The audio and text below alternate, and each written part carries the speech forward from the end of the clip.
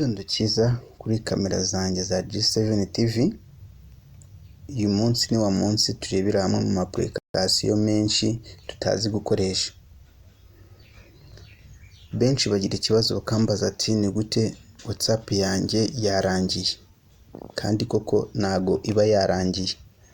Cyangwa ukajya kubona umuntu afite ikibazo ngo ni gute na postinga ifoto kuri TikTok, ugasanga ntago abimenyereye, cyangwa ugasanga birasaba kwandika down muri telefone yawe kugira ngo WhatsApp yawe iba update ikomeze ikore.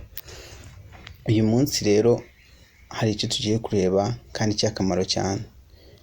Natibagiwe hari akandi kantu nshaka kuzabereka buryo ki umuntu ashobora gutunga account ebyiri muri telefone. Iyi video nivaho muzanyibutse nicyo kintu nshaka kuzahita mbakora kuko bakimbaje ari benshi.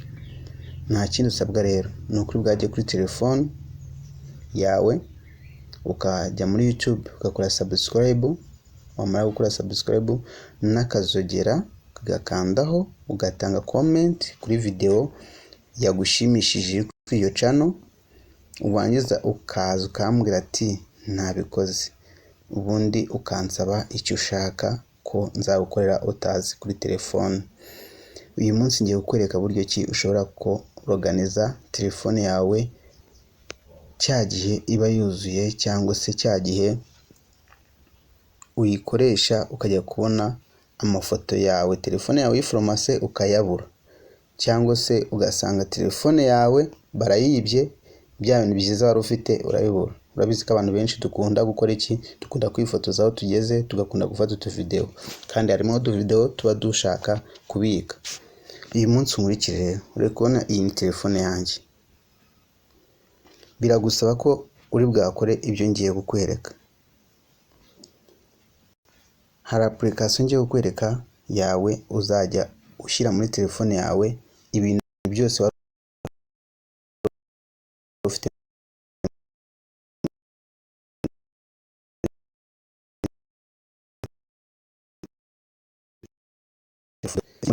dore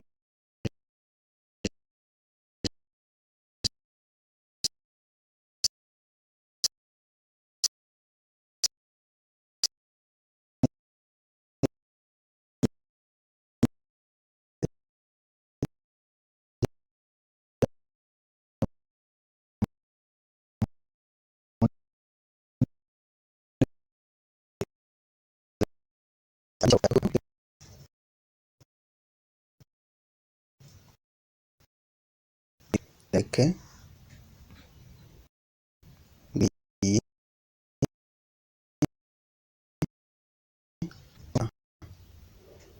bayita Google Photos.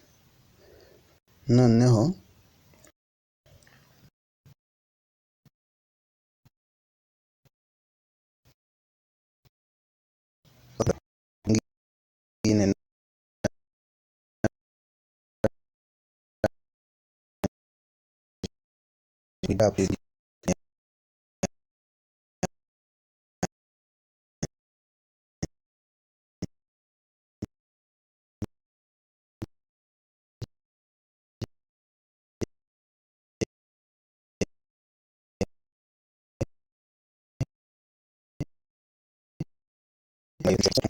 iyo kuri Mango Official TikTok uragenda ukore follow kuri like, unsabe icyo ushaka kuri TikTok, cyangwa se icyo